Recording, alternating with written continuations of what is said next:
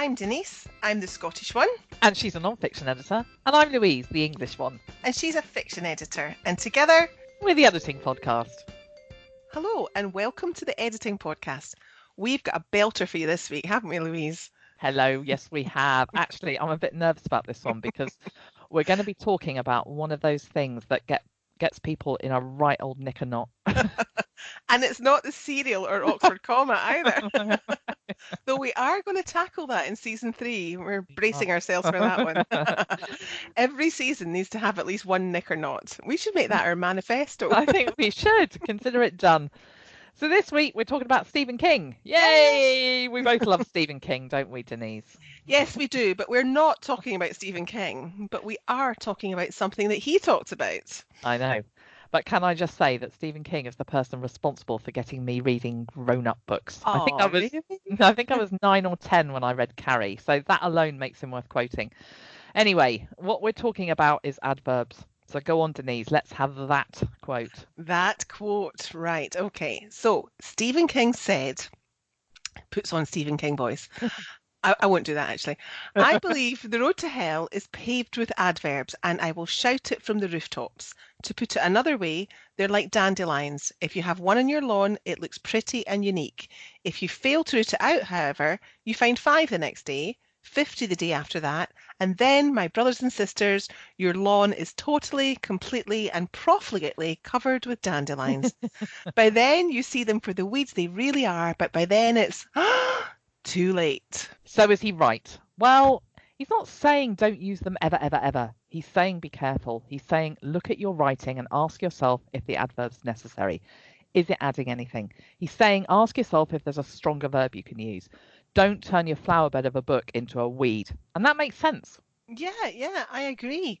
And that applies whether you're writing fiction or non-fiction, doesn't it? Mm-hmm. Though I do think the knicker knotting comes up more in discussions around fiction. I don't see people getting quite so upset about whether to embrace or banish these things in non-fiction.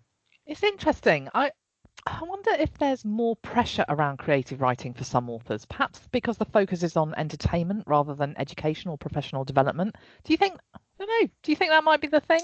Well, I think it might be. I think with some non-fiction, people are constantly being told to cut the fluff and the flowery language and keep the message clear, certainly in business and education.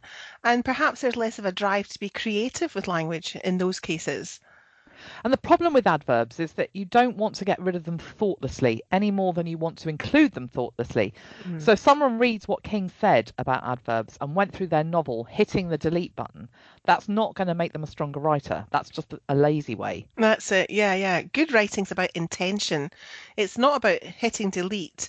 It's like what you said earlier. It's about thinking, does that adverb need to be there, or is there a cleaner and smoother way of doing the job it's doing that will retain the mood, the texture, and the flow of the writing? Yeah.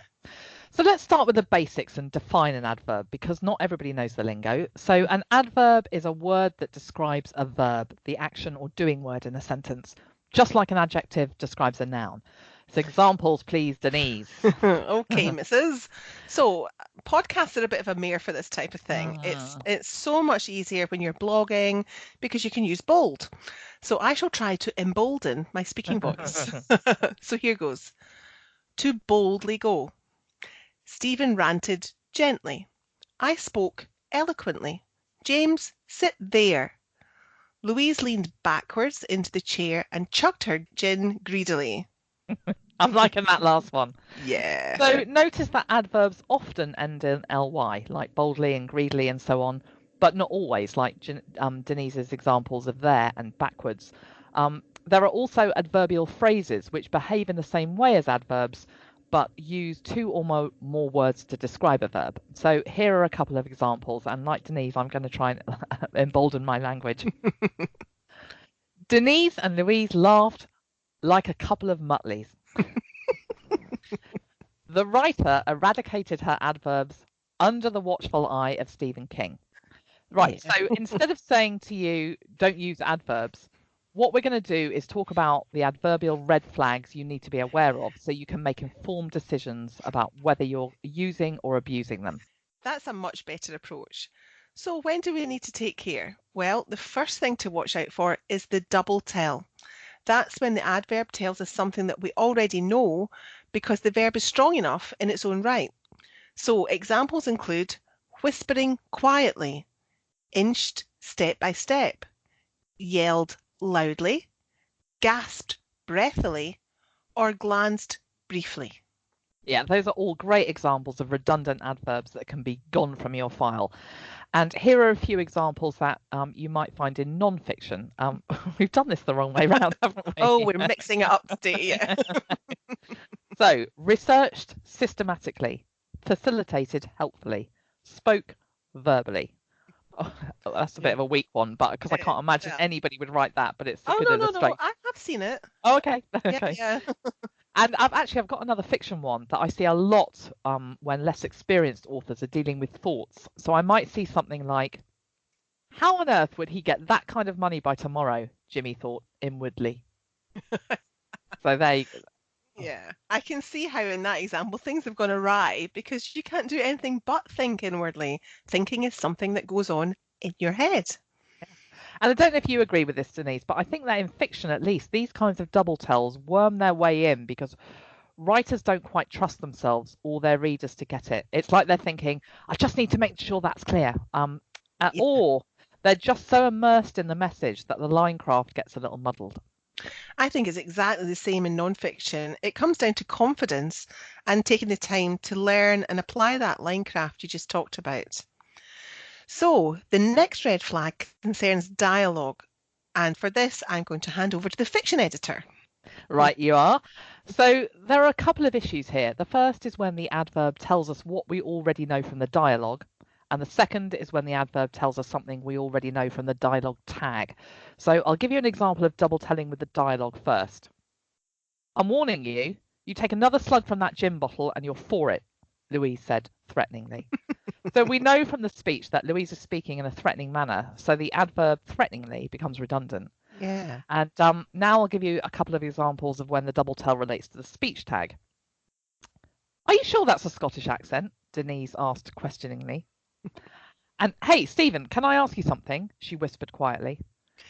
Yeah. So I can see in how in both those examples, the adverbs, they're just cluttering, asked and whispered, and we can get rid of them. Yep.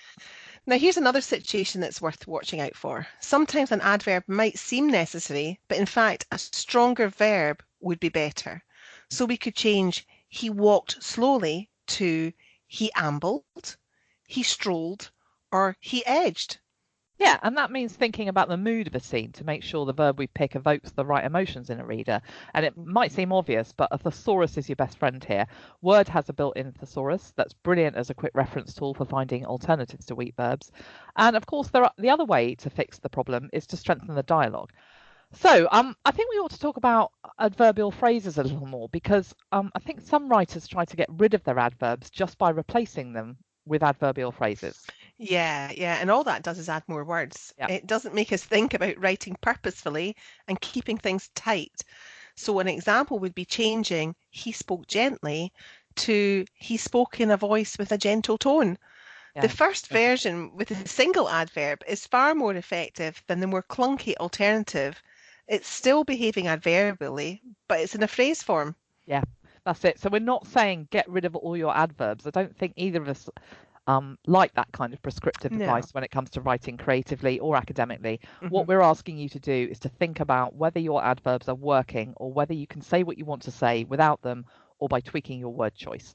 Yeah, and that applies to any part of language and grammar, really. It's not about adhering to rules. It's about considering the reader experience and the story you're telling and which words will do the best job of helping you do that well.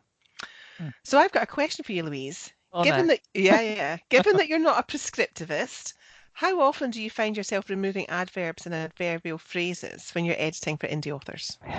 It varies from client to client, but in general, I'd say a lot.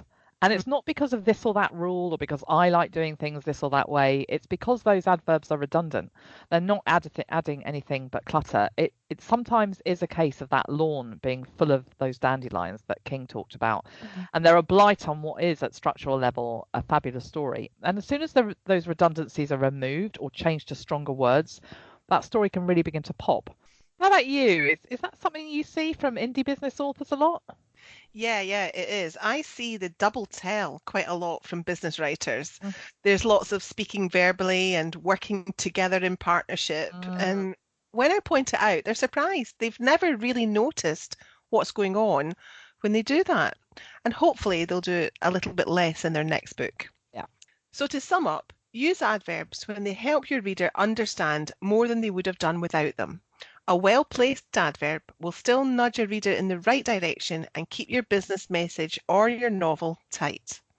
And if they're repetitive clutter that add nothing, we couldn't have guessed at, get rid of them. If the writing feels flat, head for a thesaurus and find alternative verbs that will bring your prose to life. By the way, I'm dreading seeing the transcript of this episode. I bet it's littered with adverbs. I They're think all over the we place. say really and all. I mean, I'm just an adverb with legs. Well, that's the difference, though, isn't it? In conversation, it's okay, Yeah, but yeah. it's when you see them written down that you think, yeah, there's a better way of saying Yeah. that. Yeah. Right, so moving swiftly on, see if I did there. Now it's time for Editing Bites. This is part of the show where we offer you a recommended tool or resource. So what have you got for us this week, Louise? So my friend and fellow fiction editor, Callie Worden, put me onto this. It's How to Write Dazzling Dialogue by James Scott Bell. Poor dialogue can really let a novel down, so an accessible text that demystifies how to get it right is worth its place on any fiction writer's and editor's bookshelf. That's a good one, yeah. And mine is the Oxford Guide to Plain English. It's a handy paperback packed full of really solid advice on keeping your writing clear and concise, always putting the reader first. Brilliant. That's all for this week. Thank you so much for listening to the Editing Podcast. You can rate, review and subscribe via your podcatcher. And please tell your writer, editor and business friends about us, basically anyone who writes. You can get in touch with us via the Editing Podcast Facebook page. Drop your questions in there too and we'll get back to you. And don't forget, all the links we've mentioned are in the show notes. Thank you for listening. Bye-bye. Bye.